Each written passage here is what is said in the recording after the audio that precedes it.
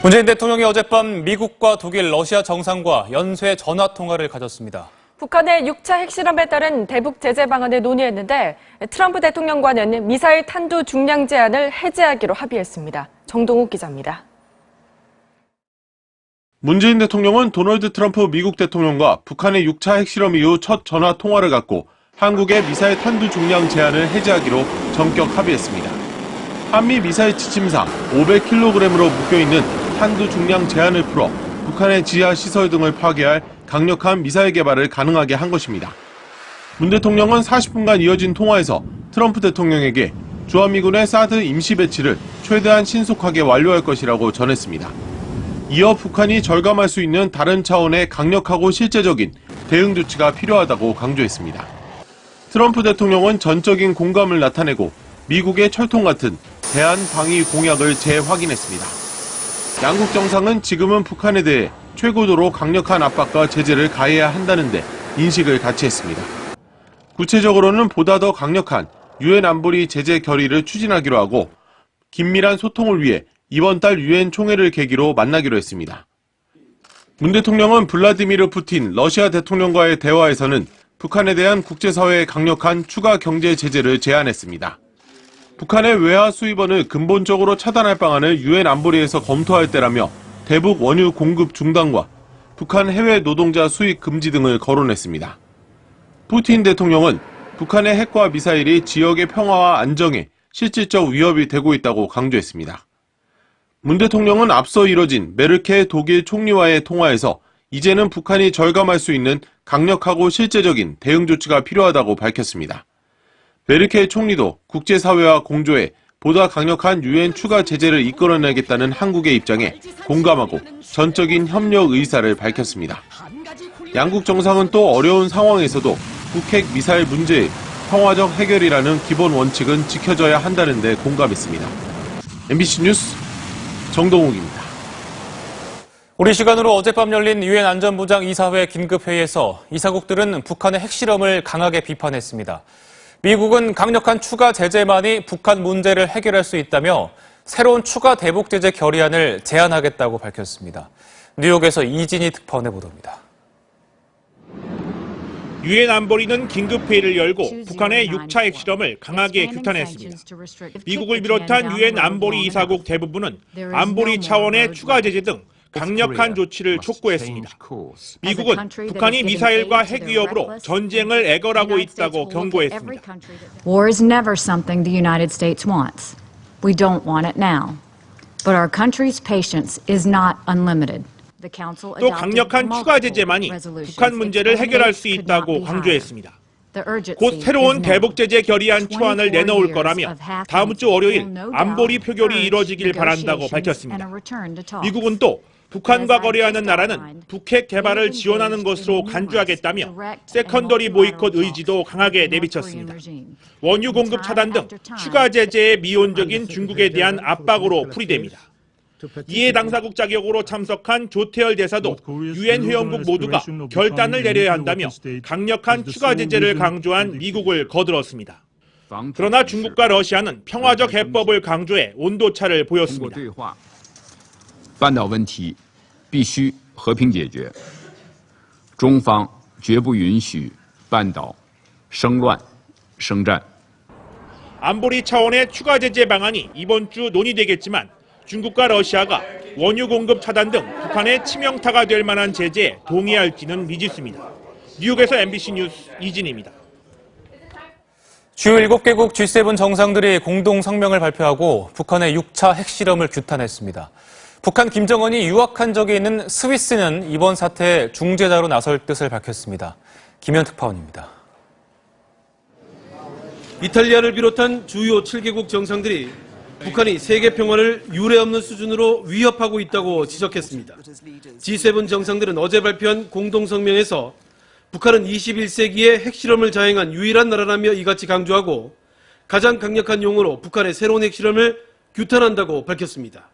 그러면서 유엔 안보리를 향해 강화된 제재 조치를 포함한 새롭고 효과적인 결의안 채택에 나설 것을 강력 요구하고 동시에 북한을 향해서는 전면적인 핵 폐기를 요구했습니다. 북한 김정은이 유학한 전력이 있는 스위스는 대화를 통한 이번 사태 중재자를 자처했습니다. 도리스 로이타르트 스위스 대통령은 현지 언론 간담회에서 최근 북한의 행위는 대화로의 초대나 같다며 이같이 말했습니다. 로이타르트 대통령은 스위스가 과거 이란, 쿠바 등과 미국을 중재한 점을 들며 이같이 말하고 모든 것은 향후 몇 주간 미국과 중국의 영향력에 달렸다고 강조했습니다. 이런 가운데 랴브코프 러시아 외무차관은 러시아는 미국 동맹국들만큼 북한의 위협을 느끼지 않는다며 한반도에서 경솔한 행동은 정치 군사적 폭발로 이어질 수 있다고 주장했습니다. 파리에서 MBC 뉴스 김현우입니다. 이처럼 고도화되는 북핵 미사일 위협에 대비해 주한미군 사드의 잔여 발사대 4기가 조만간 성주 사드 기지에 배치될 예정입니다. 정부가 사드 기지의 소규모 환경 영향 평가를 조건부로 동의했습니다. 박성원 기자입니다. 경북 성주 사드 포대 배치를 위해 국방부가 제출한 소규모 환경 영향 평가서에 환경부가 조건부 동의를 결정했습니다. 사드의 전자파나 소음이 주변에 악영향을 미치지 않는다는 분석 결과에 환경부가 동의한 겁니다.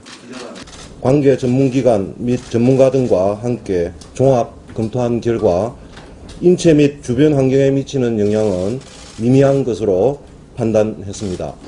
지난 7월 말 국방부는 사드 기지 소규모 환경 영향 평가서를 환경부에 제출했습니다. 이후 현장 점검 때도 전자파는 인체 허용 기준치의 200분의 1 미만이었고 소음은 사드 기지에서 가장 가까운 마을이 있는 반경 2km에서도 영향이 없는 것으로 확인됐습니다. 환경부는 다만 전자파 방출량과 기름 유출 여부 등을 주기적으로 점검하고 지역 주민의 참여를 보장하라는 조건을 달았습니다. 이에 따라 국방부는 주한미군 기지인 캠프 캐럴에 보관 중인 사드 잔여 발사대 4기를 조만간 임시 배치할 것이라고 밝혔습니다. 사드 1개 포대는 레이더 1기와 발사대 6기로 구성되어 있는데 성주 사드 기지에는 레이더와 발사대 2기만 임시로 배치돼 있습니다. 발사대 4기가 추가로 배치되면 그만큼 한꺼번에 더 많은 요격 미사일을 발사할 수 있어 전술적 완성도가 훨씬 높아집니다. 그러나 일부 주민과 단체들이 여전히 사드 배치에 반대하고 있어 발사대와 관련 장비를 추가로 반입하는 과정에서 충돌이 일어날 가능성이 있습니다. 국방부는 향후 보다 정밀하고 광범위한 일반 환경 영향 평가를 거쳐 사드의 최종 배치 여부를 결정할 방침이라고 밝혔습니다. MBC 뉴스 박성원입니다. 북한은 핵폭탄을 상공에서 터뜨려 핵 전자기파 EMP 공격을 할 수도 있다고 위협했습니다. EMP가 터지면 대규모 정전 사태는 물론 컴퓨터와 휴대전화 등 전자기기와 군장비가 마비되는데 우리 대응은 사실상 무방비입니다. 구경근 기자가 보도합니다.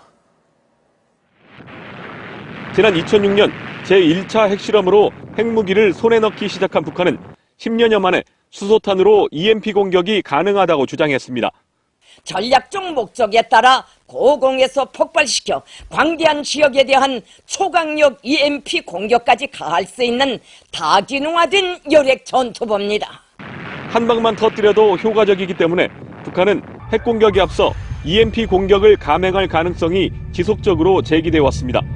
서울 상공 100km에서 100킬로톤 위력의 핵폭탄이 터지면 반경 170km가 피해를 입는다는 조사 결과도 있습니다.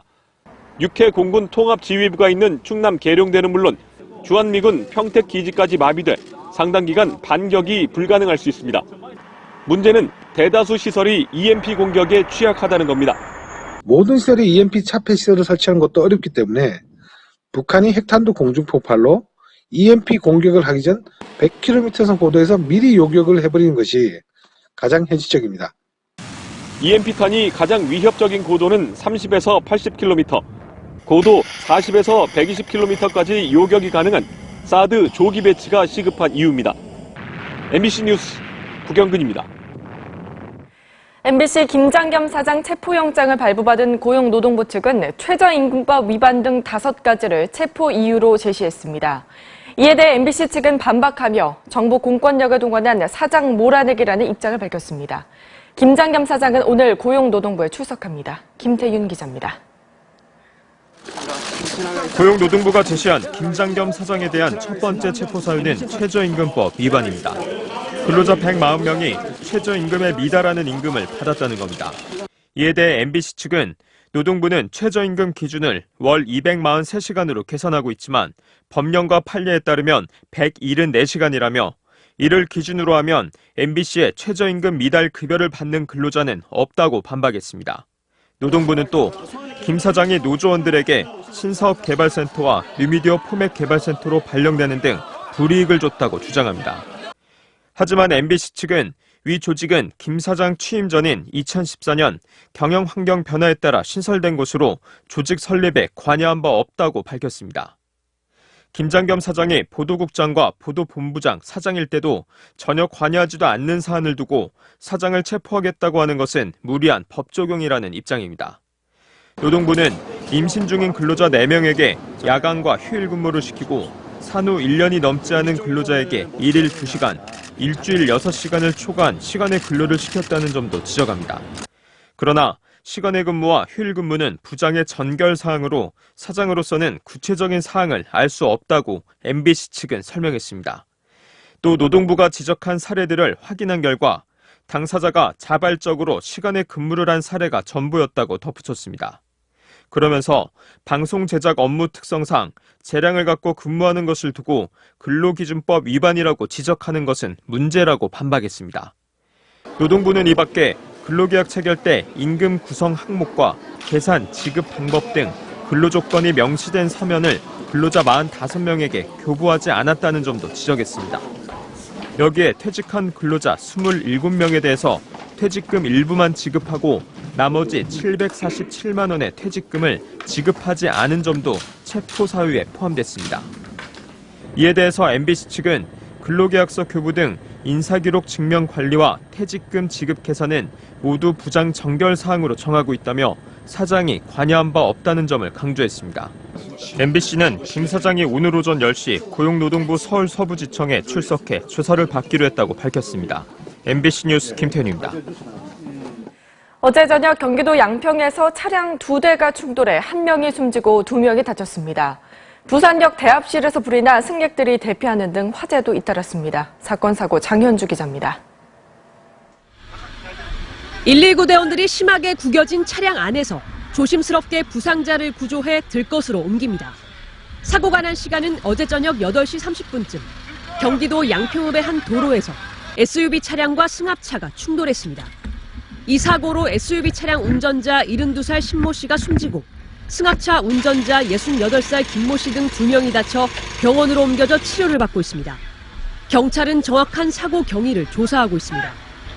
비슷한 시간 경부고속도로 서울 방향 오산 나들목 부근에서는 36살 조모 씨가 몰던 전세버스가 앞서가던 또 다른 전세버스를 들이받으면서 버스 4대가 잇따라 추돌했습니다. 이 사고로 조 씨의 전세버스에 타고 있던 승객 5명이 가벼운 부상을 입고 치료를 받는 한편 일대 교통이 40분가량 정체를 빚었습니다. 경찰은 조 씨 등을 상대로 정확한 사고 경위를 조사하고 있습니다. 화재도 잇따랐습니다. 오늘 새벽 0시 40분쯤 부산역 2층 대합실 천장에서 불이 났습니다. 불이 날 당시 승객들은 거의 없어 다행히 인명피해는 없었지만 전기 배선 등이 타면서 소방서 추산 30만 원 상당의 재산 피해가 났습니다. 소방당국은 정확한 화재 원인을 조사하고 있습니다. 앞서 어젯밤 11시 50분쯤에는 창원 사파동의 한 지하 음식점에서 불이 나 소방서 추산 1,500만 원 상당의 재산 피해를 낸 뒤 10여 분 만에 꺼졌습니다.